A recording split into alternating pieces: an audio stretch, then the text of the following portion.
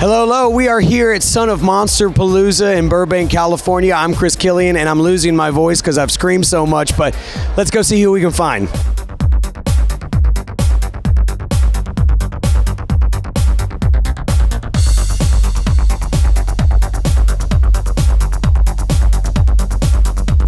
Is there a specific horror movie that you like to rewatch every Halloween more than any other movie? That's a great question. Well, see, I'm kind of like more of a thriller, vampire kind of person. So I like to watch things like The Hunger, like more like David Bowie kind of moody pieces. I'm not into as much, slash and burn horror. You got to watch Interview with the Vampire, the new show. I mean, that one is one of my favorites too. I love really beautiful vampires. Do you find this beautiful? Magical? Frankenstein. When we were kids, because I grew up in the 60s, and so my dad, I have 6 younger brothers, my dad, we would sit in front of the couch, not, on the couch, but in front of the couch, and he's a big dude, so he had these big arms, and he'd wrap them around us, and we'd watch the old Universal horror films. And so, we grew up in those classics, and to me, I always had such deep compassion for Frankenstein's monster. And and so Sarah and I just watched it recently. I love all the old classic horror films, but that's always going to be my favorite. I really don't. One of my favorite movies, though, is The Haunting, directed by Robert Weiss, not the remake. I just think it's a psychological terror show, and so well shot. Right. Whose hand was I holding? Oh, I'm a big fan of Abbott and Costello meets Frankenstein. That's a cool. Oh, for me, I'm still an old time. The Haunting, Robert Wise's The Haunting, the original, really spooky. Wow, scary movies. I like The Psycho. I just like Alfred Hitchcock, that kind of stuff. And House on Haunted Hill, William Castle. Vincent Price, yes, absolutely. Are you ready, dear? What is one scary movie that you like to rewatch around Halloween every year now that we're close to Halloween? The Shining. Let me come in. I don't. That I rewatch all the time. My favorite's The Exorcist, my favorite horror movie, but I don't watch that all the time because it's still genuinely scary. Besides Nightmare on Elm Street, I love The Birds. I love Alfred Hitchcock, The Birds. And I had the honor of meeting him before he passed. He was wonderful. Good evening. Do you believe in ghosts? Of course not. I knew you didn't. Is there one horror movie that you like to rewatch every year around Halloween? Yes. Can you guess what it is? Nothing's coming to mind. Nightmare on Elm Street Part 3, Dream Warriors. Only the best movie in the whole wide world that you need to rewatch over and over again in October. The Other? That's a good answer. I've not heard that answer yet. Yeah. And Last House on the Left or something? Oh, yeah. My mom actually said that's the scariest movie she's ever seen. I've never seen it. 3 of my staples are Night of the Living Dead, black and white, the original one. That's a standard. I actually did that on stage in theater one time, and it was immaculate. It was awesome. And another one, of course, Exorcist, one of my favorites. And The Thing is always one of my favorites. It's always my favorite, but it's always hard for The Thing because I like to watch The Thing when it's snowing outside, and it doesn't snow in California, so... Why don't we just wait here for a little while? See what happens. What's the one horror movie that you feel like every Halloween, like that's like the staple that you want to rewatch the most? I just watch myself in Poltergeist because, I'm a narcissist, and I actually just intercut all my own scenes and just watch myself. No, I'm kidding. Yeah. No, actually, the one movie I think is just so genius of all horror films is Exorcist. I think the filmmaking is just brilliant. And it's so scary, and I get scared every time I see the film. I mean, it's just, and there's no really immediate jump scares. It's a slow burn, and the film really just gets under my skin. I think Bill Friedkin, got these amazing performances from the actors, and they're so natural and real, and it feels, I'd say, very organic how it really builds in terms of the story. Yeah. Well, of course, the original Halloween. I have to do that. I love so many different just in Halloween films. So I guess maybe Scream. I like Scream. What's your favorite scary movie? Yeah, of course, I like watching the original Halloween. Actually, like the second one too, the '81 Halloween 2, the original Psycho, and the original Exorcist. You killed your mother! Your servant! You left her alone to die! Shut up! if I do want to watch a vintage horror movie, I highly recommend to everyone out there, you go back to the original Invasion of the Body Snatchers and watch that one. Don Siegel picture, stars Kevin McCarthy. To me, it's the best. There's nothing like it. Is there one particular horror movie that you like to rewatch every year around Halloween, that something that means a lot to you? Well, I can tell you the great ones: Texas Chainsaw Massacre, Exorcist, Psycho, Alien. They're the ones that scared the hell out of me. And Dick Smith was a genius. Dick Smith changed makeup with The Exorcist. Everything that's going on here on Son of Monsterpalooza is because of Dick Smith. He was the godfather of makeup. Hi guys, we're here at Son of Monsterpalooza, and I'm with Heather Langenkamp, the icon. Oh my gosh, I'm so excited to meet you. I'm nerding out right now. Thank you. So my first question, what is the one question that everybody always asks you that you hope no one ever asks again? What was it like to work with Robert Englund? No, truly. Everyone always wants to know what it was like to work with Robert. And, there's nothing but really great things to say about that, but it is probably the most common question that I get. And they also ask, was I ever scared when we shot Nightmare on Elm Street? And I have to answer no. I was never really that scared. When we made these movies, Nightmare on Elm Street films, 35 years ago, nobody had any way of knowing how iconic that they were going to become. And I'm just so amazed at how touched people are by these movies, you know? Have you ever had a real life nightmare with Freddy before? Not with Freddie, but when my last scene was shot, I had a nightmare that no more checks. You mean like at night, asleep, have a nightmare with Freddy in it? Yeah, exactly. Yeah, no, I haven't. Perfectly normal event that our illustrious staff loves to theorize about endlessly.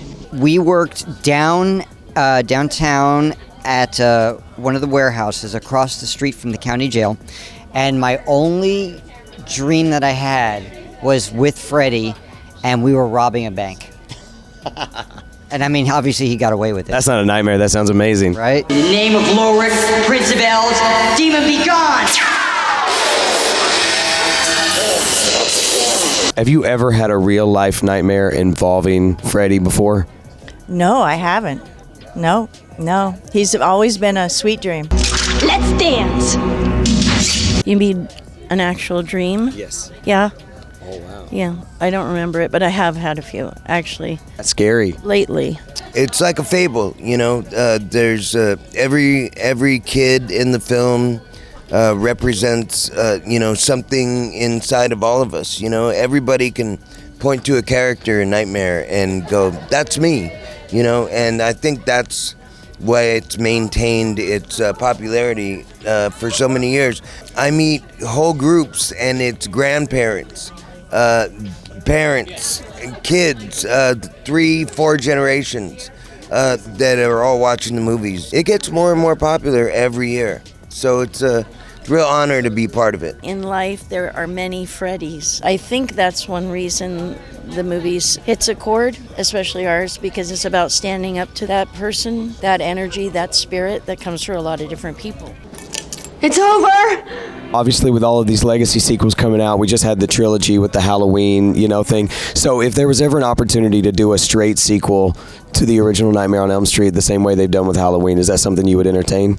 Yeah, I mean, I think I mentioned that last week just off the cuff. I've been saying that for so long. People always ask me that question. Of course, I would never say no to an opportunity to play Nancy again. She's the best role in the whole world. So, it's out there. But, it's a very complicated thing putting a movie together and kind of standing in the tall grass on the side of the road, like waiting to leap if given the chance. Yeah. Right.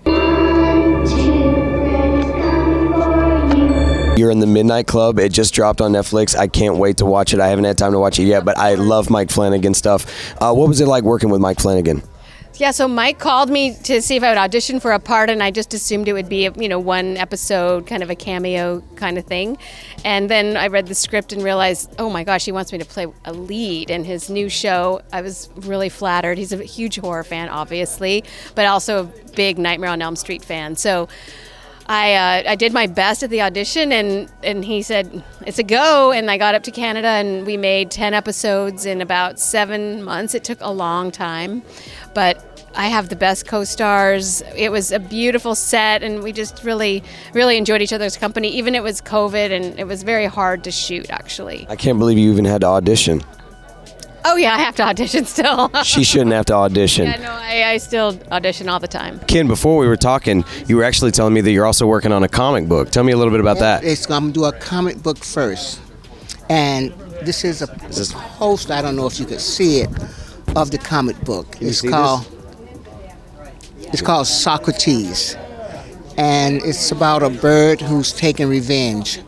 And it claws comes out like Freddy Krueger. It talks like Freddy. And because it's a bird, that's the homage to Mr. Alfred Hitchcock.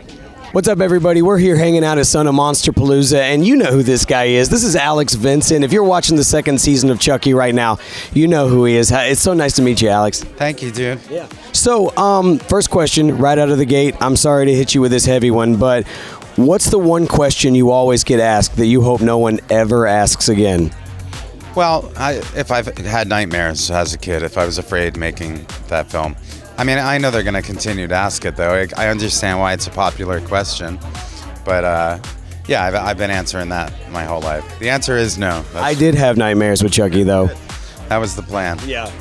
I buried my buddy doll in the backyard, the guy. Yeah. Chucky, in a sense, killed my buddy because they kind of went out of business after that. This is the end, friend. In Child's Play, it was called Blood Buddy, and you couldn't use the name Buddy because of the Buddy doll, which was enormously successful. And the Buddy doll was the first one that I know of that had a microchip in it. So you didn't know what the damn thing was going to say when you laid it down. And that gave me the idea for Chucky. Because now you didn't know whether the doll was talking for himself or to you. Could say anything. Just a couple of days ago, Chucky called Devin Sawa a asshole. Can you confirm? That Chucky said that? Yes, I can confirm Chucky said that. Everyone's been fine except that asshole Devin Sawa. Here I am. Devin's awesome. Yeah, I don't agree with Chucky, but yeah, I think Chucky's a asshole. I don't want to say that either. He's my boss. So. Oh, I didn't realize you work for him. Oh, really? No, I didn't. Yeah, I have since I was 6. I love Devin. I love Devin. Yeah, he's a good boy. I think it might be like a grammar school sandbox fight. Maybe they actually have a little crush on each other. Chucky's a asshole. Chucky, you're a asshole. Devin could have his feud. I'm trying to stay alive in this show, and Devin keeps getting himself killed. Did you ever expect to come back as Kyle all these years later? No, that's another question I get asked a lot. Yeah. No, of course not. I mean, I was in Child's Play 2 in '89, and then I didn't do anything again until 2014. So there's no way to ever anticipate that we would come back. Once Alex came back at the end of Curse, I kind of suspected that I might be the one that came back at the end of Cult, and then by then the TV show was sort of in development, and I knew that I would be involved with that too. But yeah, in '89, and when Child's Play 3 came out, I thought for sure that I would, my participation was done. Now, at this point, you've had 2 of your classic movies remade, the Child's Play and Fright Night. Why is it that both of your movies are so much better than the remakes? Well, then I'd have to criticize people that I know. That's hard to do. I mean, I love everybody who tries, and anybody who gets a movie released is like writing a novel. If you come to the end, God bless you, you've done your job. So, I mean, all the people who remade Child's Play and Fright Night, great job.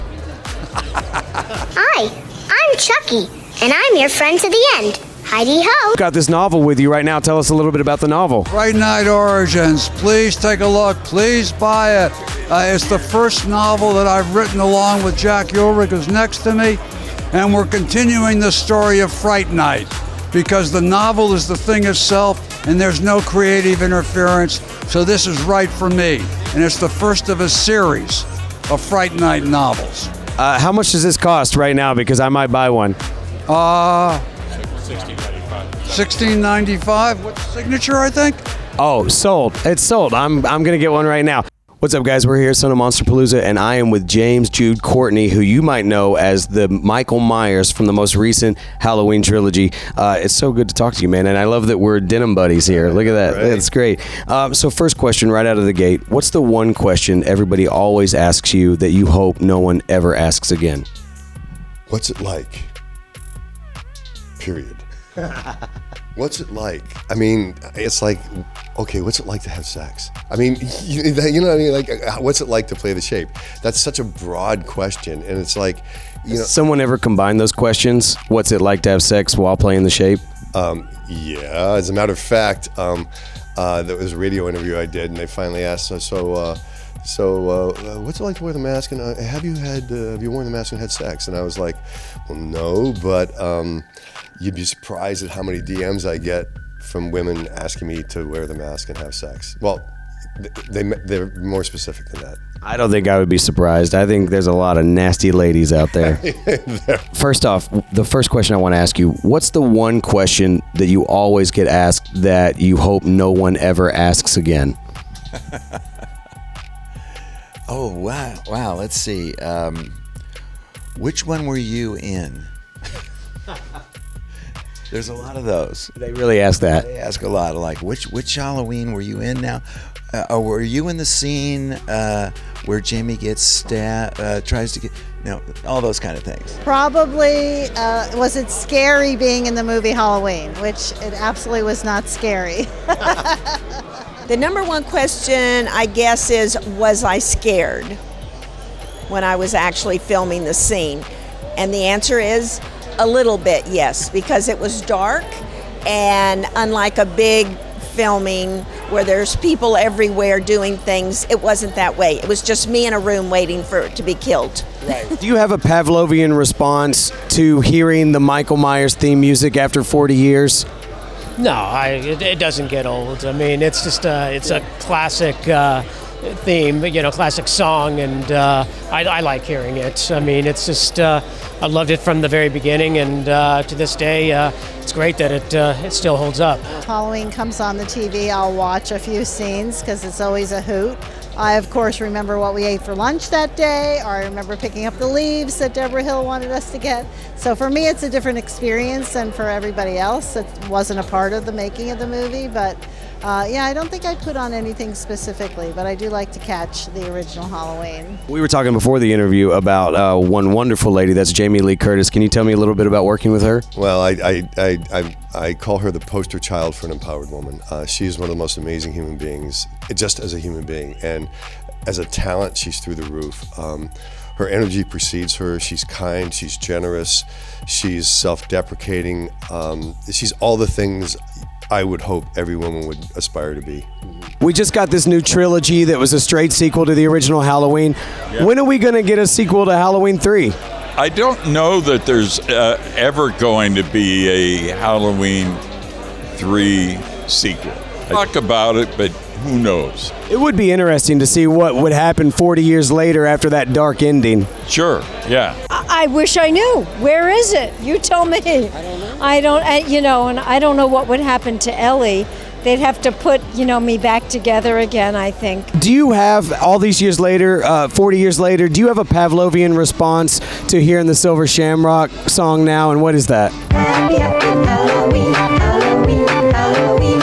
It's probably different for me than it is anybody else because everything on there is me. Every voice, every instrument is all me, and so all I hear is like, gee, I wish I'd done this or changed this or made a little instrumental thing here.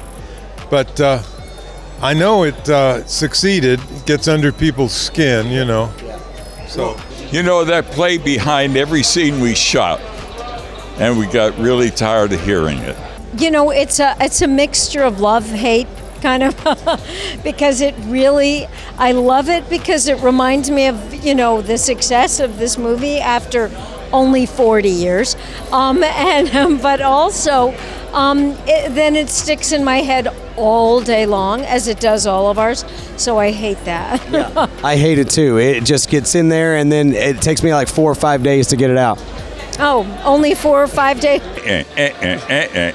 3 more days till Halloween, Halloween, Halloween.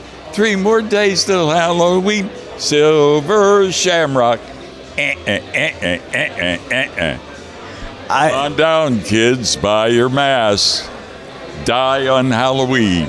I got to tell you while I'm sitting here with you that I believe your Pennywise is so much scarier than the new Pennywise.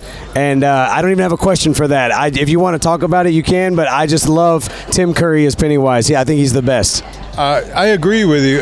No disrespect to the new one. I wish them all the luck in the world. Although I haven't seen it yet, it's sitting on my stack.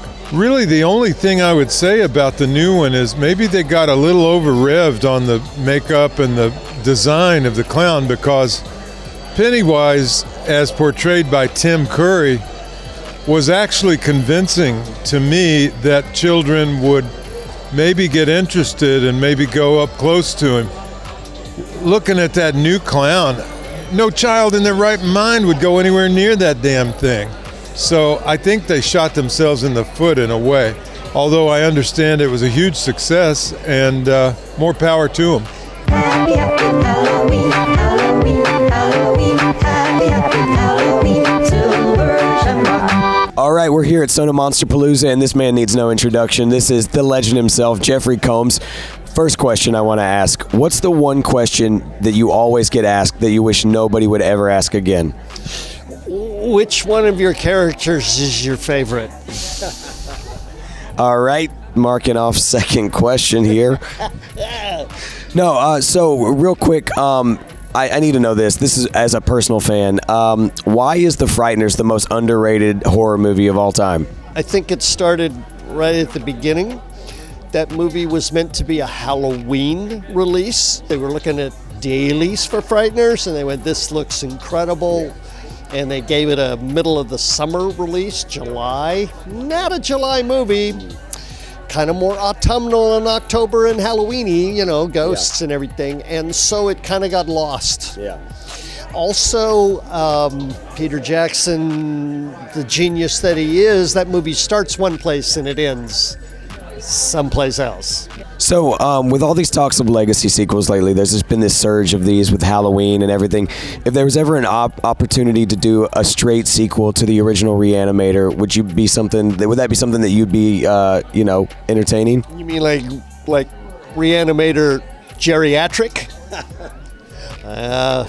I don't know. I think you're looking pretty well, personally. The further adventures of Herbert West decades later, I always thought, Herbert's somewhere still doing the work. He escaped from prison in the last one, so he's out there. Yeah. It's just a matter of someone, There's no shortage of streaming services right now. Just figuring this out and making it happen. Guys, figure it out. Just what's going on? Hello, Barbara. We're here at Son of Monsterpalooza. How are you doing today? Great. How are you? I'm doing well now. First question, right out of the gate. What's the one question that you always get asked that you wish nobody would ever ask again? Well, that's a good question. People ask me, what is your favorite horror movie? And I think that always changes every year. I mean, there's a few staples that I have that I really like.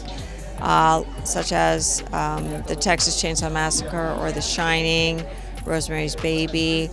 But, every few years, I develop new favorites, like Raw or The Babadook or recently Barbarian. Yes, Barbarian's amazing. That could be my new favorite movie, not maybe of all time, but current movie. So I think just it changes a lot. What movie that you've made do you think is ripe for a remake that obviously we can get you a part in? Yeah, it all comes down to dollars and cents, and I hear a lot of people saying, we have to make new movies and we have to, and I love that, and I believe that's true, and I believe I've been part of some really great new movies like You're Next and We Are Still Here. Next, by the way. Thank you. Yes. And Jacob's Wife, which I made recently. But to reach the masses, it is a business like anything else. You can see where the allure is, okay, let's capitalize on things from the past that the fans really love. Would I like to see a reboot of Reanimator? Maybe with how well Hellraiser, I think, is going to do, and Halloween. Yes, I would like to do a new Reanimator movie and be part of that continuing universe and that legacy. Would I like to see something in the realm of From Beyond going forward? Yes, absolutely. I would love to do that. You know, it's funny because lately so many people are talking to me about Chopping Mall. And it's fun. Okay. Do you He said that to me right before this. Man likes Chopping Mall. What's your name, sir? John. John likes Chopping Mall. If you like Chopping Mall, maybe we could do a Chopping Mall. And there's been talk about that over the recent past. I feel like every 10 years or so we get a flavor of different movies that people want to see and they're interested in, and lately it's been fun horror movies. So I do feel like Chopping Mall fits in with that. So I don't know, of a movie that I really think that Reanimator has probably the most legs of anything if we could get that going. And I know Brian Usna owns the rights to that, and has been pitching that around town, and the deal just hasn't been right for him that he wants to say yes to.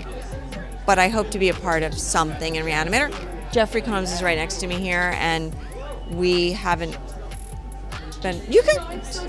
No, you don't have to be sorry though. This lady wants to walk through. Come and walk. No, you're part of the movie now. No, you actually need to walk through now because I'm talking to you. She's hyping up too much. You have to walk through. No, you have to walk through now. What's your name? Kind person. What's your name? Oh crap! I was just trying to walk through. Her name is Oh Crap. My name's Oh Crap. Her name's No, what's your real name? Heather. Heather, what's your favorite horror movie, Heather? Halloween. Halloween. Do you like Halloween Ends?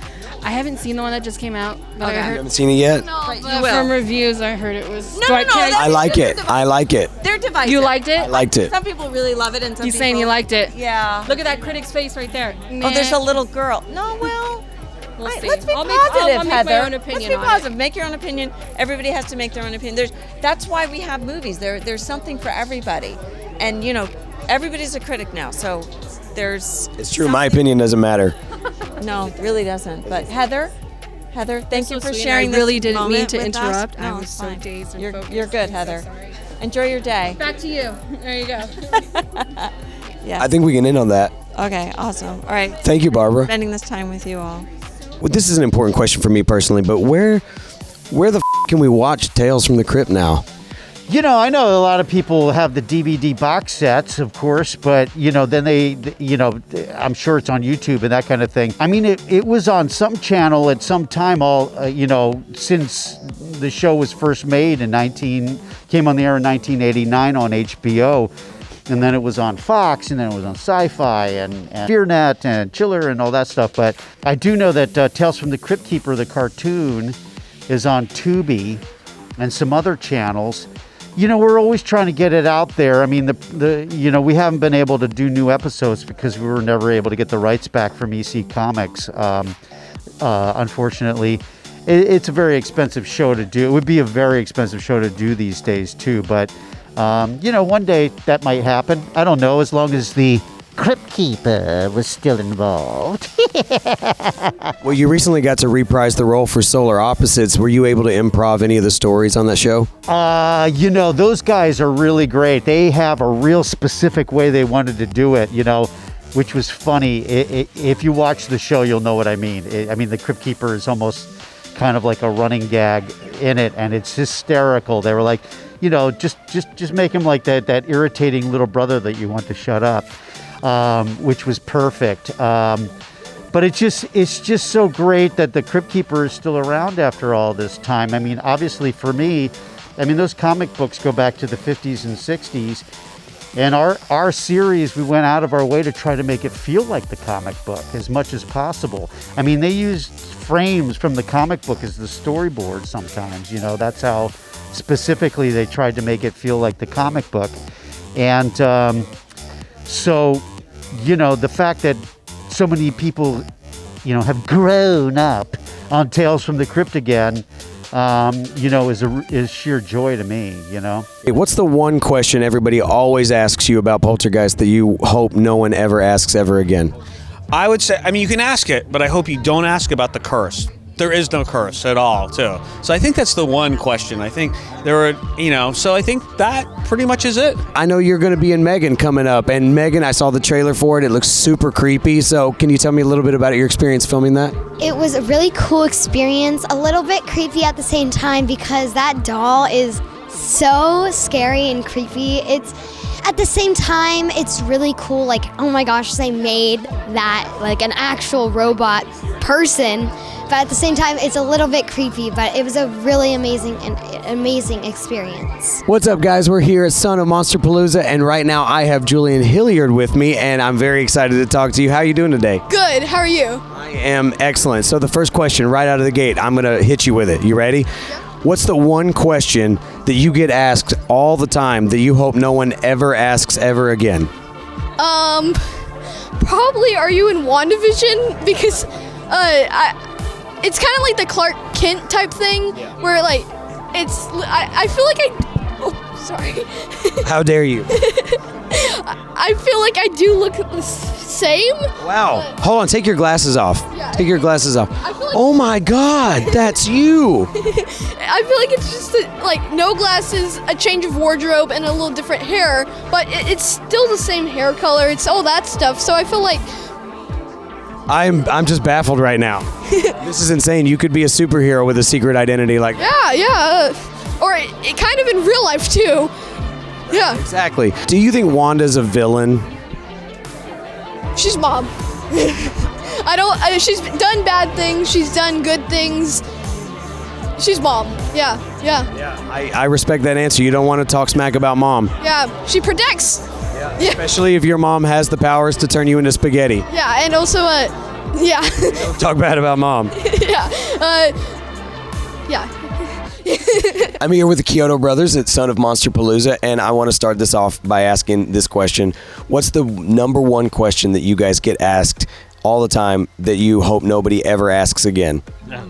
It's got to be something about the long-awaited sequel. Yeah. The sequel seems to be it. Yeah, have you been working on a sequel? The answer to that is... Have you ever thought about doing a sequel? Yeah, we've been thinking about it for the last 35 years. I've got a great idea. You guys should do a sequel. Yeah, that's a new one. I've never heard that, though.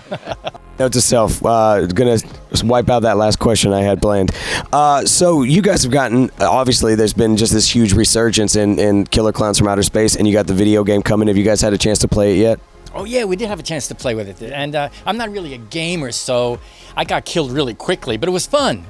Yeah, it's great. We got to play a very early version of it a couple of months ago, and it's a blast. I think the fans are gonna dig it. You know, again, we were outmatched. We had to play against the Good Shepherd and the TerraVision people, the people who actually built the game. So they kicked our ass. Yeah, I just liked walking around in the environments that they created. It's so moody and scary, and then all of a sudden you're walking around and you get a pink glow around you, and you realize you're being cocooned from behind.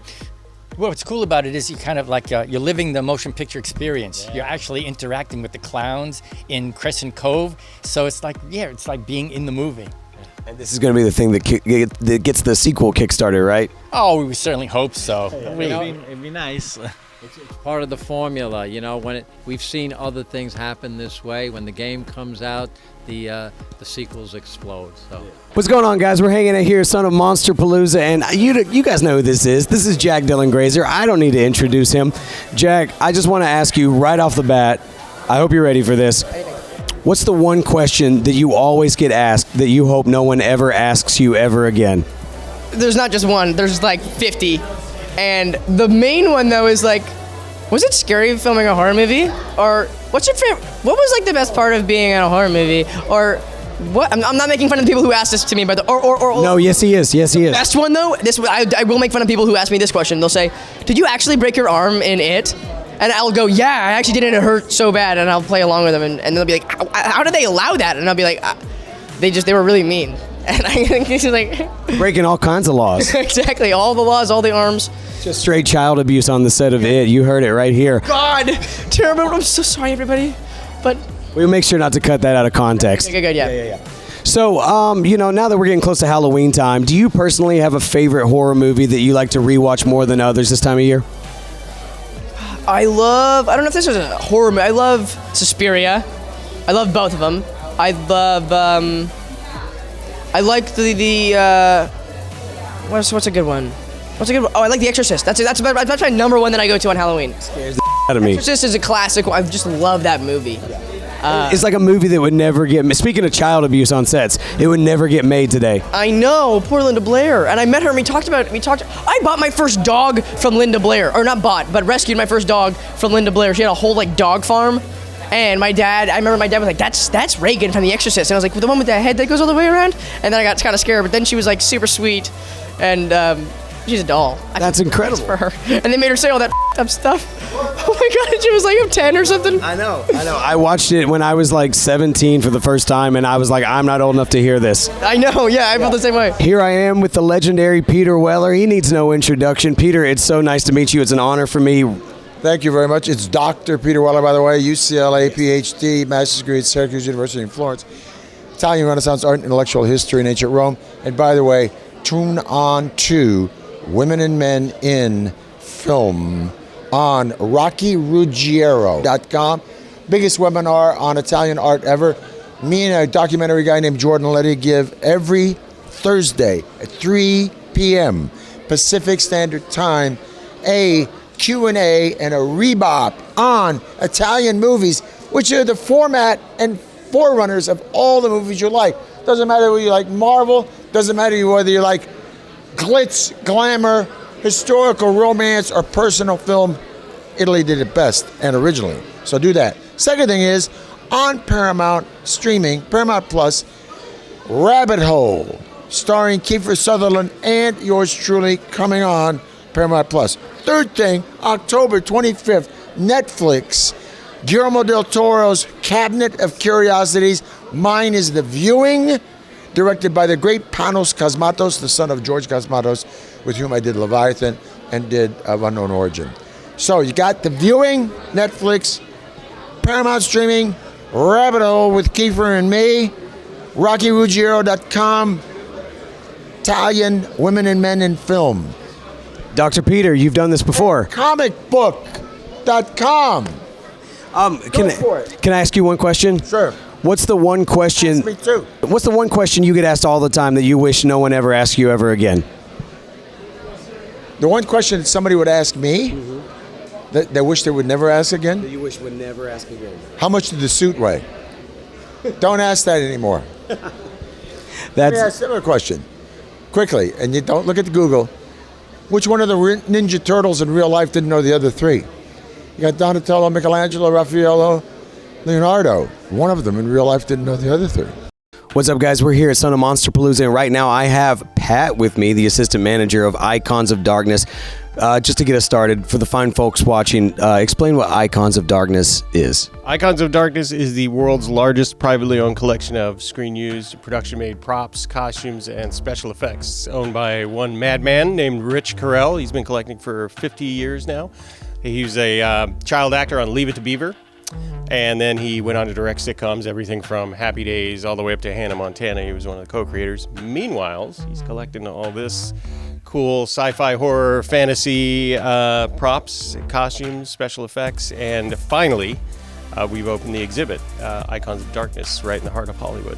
And right behind us, as you can see, we have some screen-used critters. Tell us a little bit about what it took to get your hands on these. Yeah, well, that's all Rich. The collecting bit is all Rich. So, but we just had the Kyoto brothers in here earlier. They're down the hallway, and they verified these are screen-used puppets from Critters 2. And Charlie himself hand fluffed the hair for us before we put the lid on the case. So these are exclusive. We brought them today for the Monsterpalooza guests today only. So, what do you think the most impressive item in the collection probably is, in your opinion? Well, one of the favorites of almost all the staff is the original spider head from The Thing. It's one of the only surviving props that we know of from The Thing. John Carpenter's The Thing. And so when people see that, they really flip out for good reason.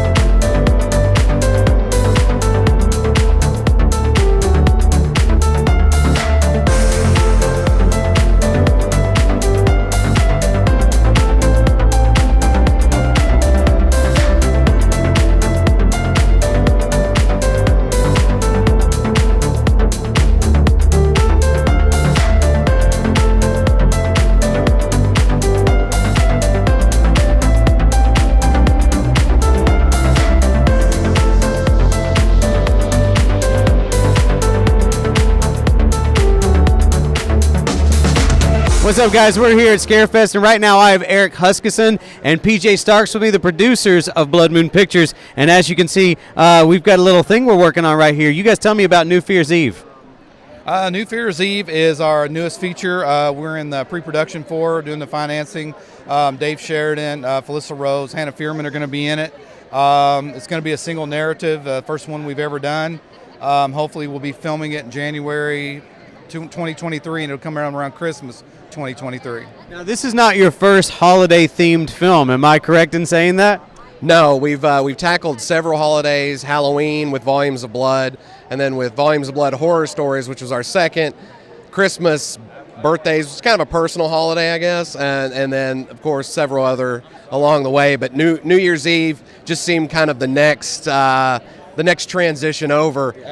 After 13 Slays Till Christmas, which was a Christmas-themed anthology horror film. I've never heard of that one. No, I didn't think you had. You look really familiar, as if maybe someone who was in the film, but I think it was just another guy. Yeah, I get that a lot. Yeah. So you felt like New Year's Eve was the one to go with, not like Labor Day or one of the other less popular holidays? Go ahead. Okay. Well, we weren't really entirely sure where we were going to go next in terms of productions, but what happened was he kind of said, hey, maybe we should do another holiday, and I was just like driving the car, and I thought New Fear's Eve just kind of rolled off the tongue. I'm not entirely sure where the concept came from, but just based off the idea for the name, I came up with an idea for what the movie was, but we knew we didn't want to do another anthology. We wanted to do a single feature narrative, and that's where New Fear's Eve came from. And the long and the short of it, it's about three best friends who all work for this company, and they're coming up on this mandatory New Year's Eve party that none of them want to be at. And at the same time, unbeknownst to them, there's this serial killer called the Doctor who's stalking them, and he ends up following them all to this party that they don't want to be at, and they all get locked in the building. At that point, chaos ensues. We do have a campaign that's going on. It may not be going on by the time this comes out, but it's on Indiegogo, so you should definitely check it out. There's a few days left. But yeah, so we've been so go with this new production. Neither of us have really, if we have free time, it's usually like sleeping or spending time with our families, which is really not as important as getting this movie done. But we still need to find a place to fit those people in. Yeah, we normally go see all the new horror movies that come out together. We were supposed to go see Halloween Sunday, but it ended up not working out. He was out of town last week, so that's one of the reasons. And I'm at nighttime. I'm lucky if I turn the TV on, if I'm not out in 5 minutes. So watching a new movie, I just don't have the chance. You know what? I respect the hustle, guys. I'm going to throw you out one last softball question here. You can't miss on this one. We got Halloween next weekend. What's your favorite scary movie to sort of rewatch most often around this time of year? Okay, you say that's a softball question, but when you're a horror fan, there's so many movies I rewatch over and over and over again. Return of the Living Dead, but I guess if I'm gonna, Hell Night is one that I watch a lot. It's a slasher movie. Madman, I'm a big slasher fan. The Prowler, probably Halloween 3, Season of the Witch. That's one of my favorite from the franchise. I'm sure I'm gonna get some flack for that. There's so many movies that, Ghostbusters is another one that I watch, and even though a lot of people are on the fence as to whether or not they consider it horror. I guess it's gateway horror. I could go on and on and on, but those are just some of my favorites. I love it. What about you? I'm sorry, I just have to go straight out Halloween. Halloween, anything John Carpenter. I mean, The Fog, Halloween. If those, yeah. That's one I watch a lot. So yeah, if it's, John Carpenter, I'm on it. I mean, Halloween, The Fog, anything that has to do with that, that's the ones I go to, definitely. Well, thank you guys so much for talking with me, and I can't wait for New Fear's Eve. You guys be on the lookout for it.